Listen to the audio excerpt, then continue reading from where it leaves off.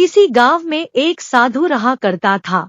वह जब भी नाचता था तभी बारिश होती थी। इसलिए गांव के लोगों को जब भी बारिश की जरूरत होती तब वह लोग उस साधु के पास जाते और उनसे अनुरोध करते हैं कि वह नाचे, और जब वह नाचने लगते तो बारिश जरूर होती थी।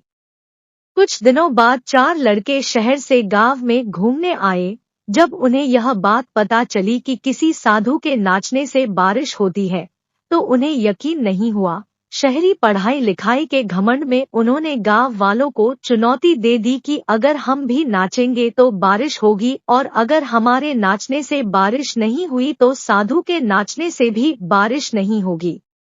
अगले दिन सुबह सुबह गांव वाले उन चारों लड़कों को लेकर साधु की कुटिया के पास पहुंचे। गांव वालों ने साधु को सारी बात बताई। फिर उन लड़कों ने नाचना शुरू किया। पहले लड़के ने नाचना शुरू किया।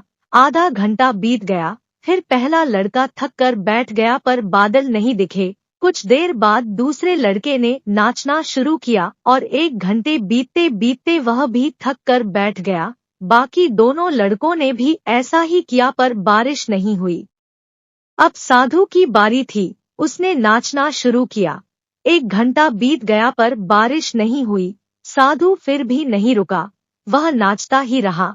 नाचते नाचते 2 घंटे बीत गए पर बारिश नहीं हुई। 4 घंटे बीत गए पर बारिश नहीं हुई। लेकिन साधु तो रुकने का नाम नहीं ले रहा था। धीरे धीरे शाम ढलने लगी कि तभी बादलों की गड़गड़ाहट सुनाई दी और थोड़ी देर बाद जोरों की बारिश होने लगी।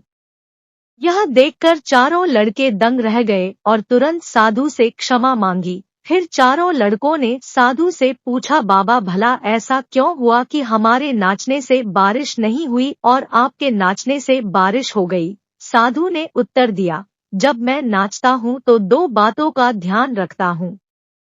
पहली बात तो मैं यह सोचता हूँ कि अगर मैं नाचूंगा तो बारिश को होना ही पड़ेगा, और दूसरी बात यह है मैं तब तक नाचूंगा जब तक कि बारिश ना हो जाए। सफलता पाने वाले व्यक्ति में यही गुण विद्यमान होता है।